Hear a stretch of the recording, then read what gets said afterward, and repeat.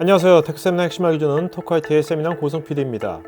최근 많은 분야에서 AI나 데이터 분석을 활용하고 있는데 이번 세미나에서는 이 모든 것의 기본이 되고 있는 데이터가 어떻게 생성되고 흘러가면서 최종 의사결정을 도와주는지 데이터 분석 전문 기업인 IM그룹의 신창호 대표와 함께 알기 쉬운 설명을 들어보겠습니다.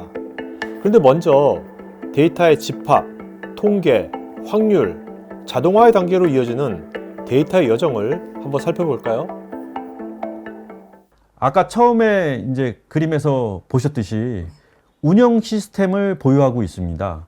아까 개인 고객이 들어와서 운영 시스템에 데이터를 남기죠. 그 다음에 공장이나 이제 제조업체가 있고, 제조업체도 결국 공장을 운영할 때 운영 시스템을 사용합니다.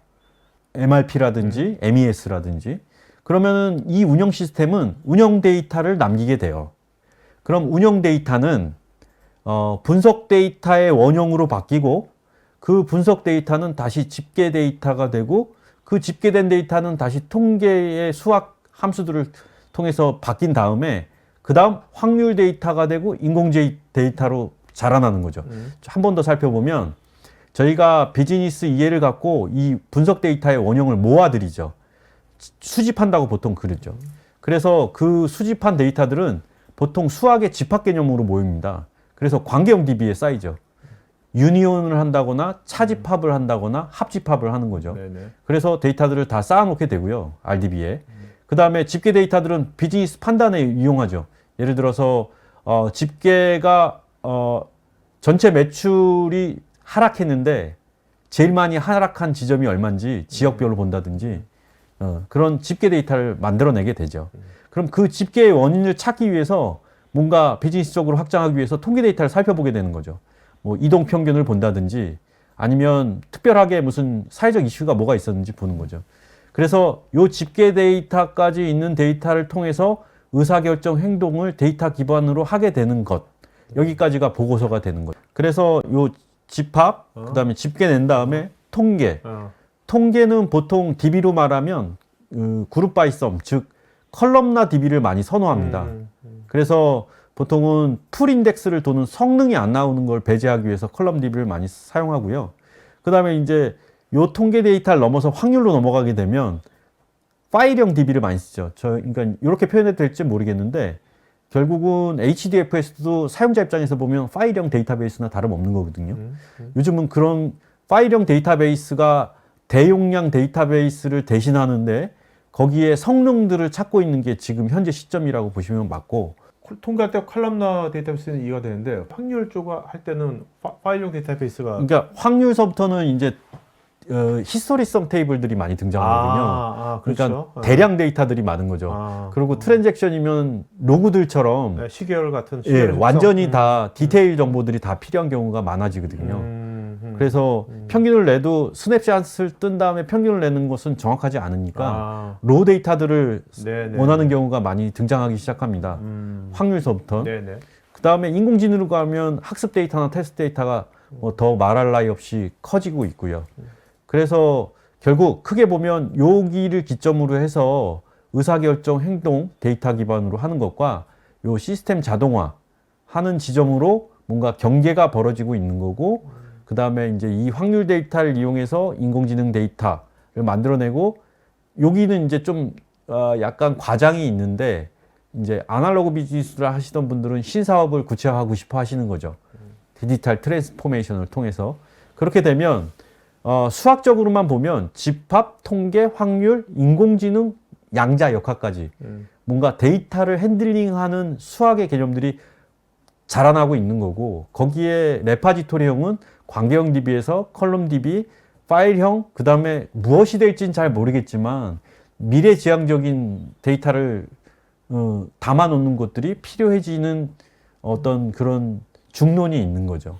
신사업이라는 건 미래지 않습니까? 그럼 네. 이제 확률 데이터는 뭔가 미래지향적인 거고 통계 데이터는 과거의 것을 얘기하는 겁니까? 분석을 하는 거? 그렇게 보실 수 있죠. 네. 확률은 예를 들면 제일 직관적으로 이해할 수 있는 게 곰브리치나 네? 윈터스 홀터스라는 알고리즘을 통해서 증권 트레이딩의 내일 주식 가치를 한번 이동평균이나 뭐 이런 걸로 추정해 보는 것들, 그런 거 확률이라고 보실 수 있죠. 무작위 DB라고 했는데 무작위 DB란 게 어떤 개념인가요? 무작위 DB란. 무작위라고 제가 그냥 표현했는데요. 그러니까 아직 존재하지 않는 거죠. 아직 존재하지 않는데 네. 어떤 식의 DB가 나올 것 같습니까? 양측. 제 생각에는 전에도 잠깐 말씀드렸는데 네. OLTP와 OLAP가 결합되어 있는 성능을 최대한 보장하는 그리고 모델이 바뀌어도 전혀 그 변경에 적응할 수 있는 사실 형태가 고정되어 있으면 변화에 적응하기가 어려워지니까 그렇죠. 그래서 무작위라고 표현했거든요. 그래서 지금 현재도 사실은 모델리스한 데이터 저장소들이 꽤 있습니다.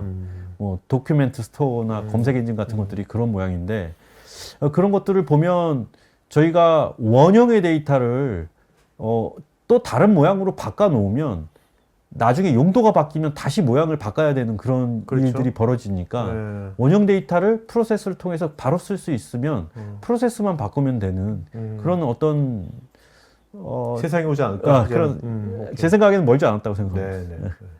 네. 이 정도의 속도라면 그래서 이제 분석을 이렇게 수학적으로 조금 갈라놓고 싶었던 거고요.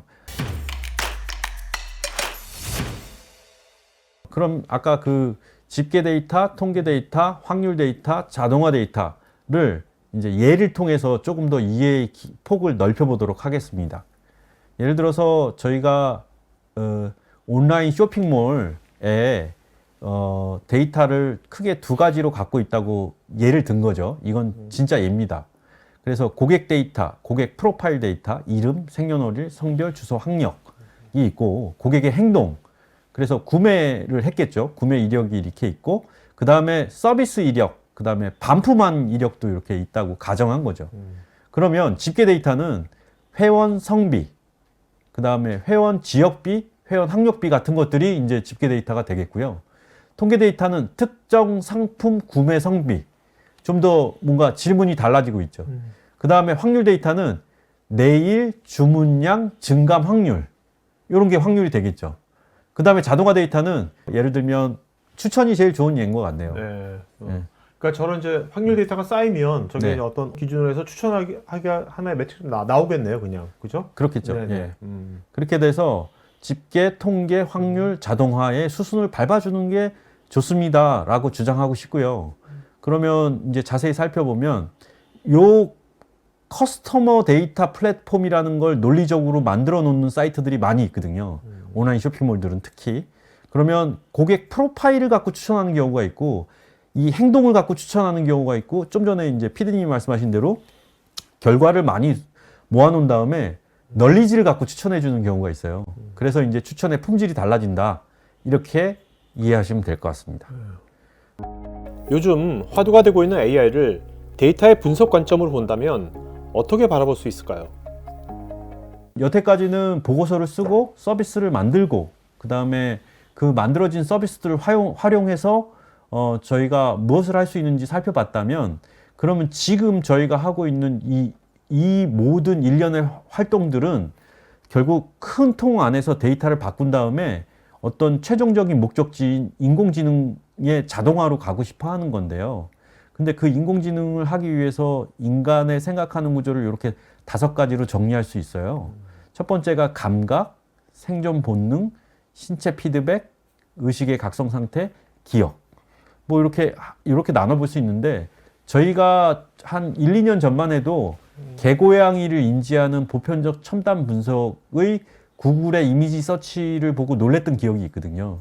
그걸 보편적 첨단 분석이라고 말하는 이유는 인간은 누구나 보편적으로 다 아는 일을 기계가 하려니까 첨단 분석처럼 해야 된다 그래서 개고양이 인지하는 요거는 사실 따지고 보면 시각에 대한 감각을 대신하는 그런 인공지능을 만들었다고 하면 저희가 지금 뭔가 엔터프라이즈에 와서 분석을 통해서 뭔가 인공지능 서비스를 하는 지점은 의사결정을 첨단 분석하고 싶은 거거든요. 네, 그렇죠. 그래야 의사결정 자동화가 될 거고 그러면은 그 의사결정 첨단 분석을 하기 위해선 인간의 전반적인 이 느낌이라는 의사결정은 사실 느낌에 의해서 좌우되니까요. 그래서 그 느낌을 중심으로 이런 의사결정을 하는 구조의 타겟을 갖고 있다라고 저는 이해하고 있고요. 여기서 느낌이라면 감정이 아니라 직관이라고 봐도 되겠죠? 직관. 말 그대로 네? 느낌, 직관. 네. 말 그대로 느낌입니다. 그러니까 이 5가지의 인간이 갖고 있는 어떤 인지 활동들을 종합한 네네. 종합 느낌 같은 네, 거죠. 네, 네. 그래서 그래서 물건을 살 때의 결정, 결혼을 해야 되겠다 이런 느낌. 네, 맞아요. 네. 딱 처음 본 순간 딱 느껴져요. 네. 그 중에서 제가 이 장표를 간단히 그려갖고 온 이유는 그렇지 않아도 요즘 LLM을 많이 얘기하고 있지 않습니까? 그래서 LLM의 위치는 사실 따지고 보면 이 느낌을 바로 다 한다기보다 기억에 요 지점에 활용하기가 가장 좋은 틀인 거죠. 일화 기억이라는 게 있고 일반 기억이 있는데 그 일반 기억으로 넘어가는 범주화. 자, 일단 여기서 네. 일화 기억이 뭐고 네. 일반 기억이 뭔지를 좀 쉽게 좀 설명해 준다면 아, 일화 기억과 일화 일반 기억은 기억. 네. 인간의 뭐 단기 기억과 장기 기억 안에서 장기 기억에 남는 그 형태. 뭐 스냅샷 같은 겁니까? 어떻게 보면? 뭐 스냅샷일 수도 있고 에피소드일 수도 있고 뭐 아니면 어. 뭐 다이얼로그일 수도 있고 뭐 네. 이런 거죠. 그런 게 남겠죠, 기억으로. 네, 그렇죠. 그 남은 기억들이 매번 여러 개 반복되는 것들 중에서 일반화될 수 있는 기억들이 각인되겠죠. 그럼 예를 들면 공부를 열심히 해서 수학 문제를 여러 번 풀면 그 수학 문제를 푸는 기술 같은 것들이 일반적으로 남게 되는 거죠. 네네. 이 일반화된 기억이 많으면 많을수록 수학 문제를 더 잘 풀게 되는 거죠. 그런 구조의 일반 기억인데 네네. 그러면은 요 단계를 범주화라고 보통 그러고 네. 이 범주화를 사람들이 다 정의할 수 없으니까 비감독식의 라지 랭귀지 모델을 통해서 네네. 카테고리 같은 걸 만들고 싶어 하는 의지가 라지 랭귀지 모델이라고 할 수 있고 오케이. 거기는 보통 약한 연결이라고 하는데 구체적인 고유명사들의 결합이 아니고 거시기를 먹어서 거시기 했대 같은 거의 결과를 만들어낼 수 있는 약한 구조를 찾을 수 있다는 거죠. 그게 라지 랭귀지 모델의 시작이고 목표 같은 것들이거든요. 그래서 그게 잘 되면 결국 해낼 수 있는 것들은 기억이 강화되면 느낌을 강화시킬 수 있고 이 느낌이 완성되면 의사결정을 할 수 있다는 논리라고 이해되는 거죠. 그래서 라지 랭귀지 모델이 성공하면 이리 가기 되게 하이웨이가 뚫린다. 어떻게 보면 저기 느낌만 갖고 이제 의사결정을 하는 거에다가 여기 밑에 AI로 이제 범주화 시킨 거, 네. 범주화 시킨 게 같이 결합이 되면 훨씬 더 이게 파워풀해지겠네요. 그렇다고 보는 거죠. 이론적으로. 네네. 네. 그래서 결국 저희가 원하는 의사결정 자동화라는 데로 가기 위해선 앞전에 보고서나 아니면 데이터, 집합, 통계, 확률 같은 것들을 건너뛰기는 되게 힘들어요. 그런 것들을 통해서 질문을 만들어야 그 만들어진 질문의 답변을 통해서 사실은 범주화도 가능해지는 거거든요. 네네. 네, 그렇게 해서 결국은 의사결정이 모두 자동화되는 시점으로 가고 있다. 이렇게 보시면 되고요. 데이터 분석 관련 다양한 영상들은 우측 상단에 있는 카드 링크를 클릭하시면 보실 수 있고 데이터 분석 적용 관련 문의는 여기 메일로 하실 수 있습니다. 테크 전문 채널 토크IT에서는 데이터 저장, 분석, 보호 관련 다양한 전문가들과 언제든지 상담하고 소통할 수 있는 구해줘 데이터란 공간이 있습니다. 구글에서 한글로 토크IT 치시거나 우측 상단에 링크를 클릭하시면 됩니다. 여러분의 좋아요와 구독은 컨텐츠 제작에 큰 힘이 됩니다.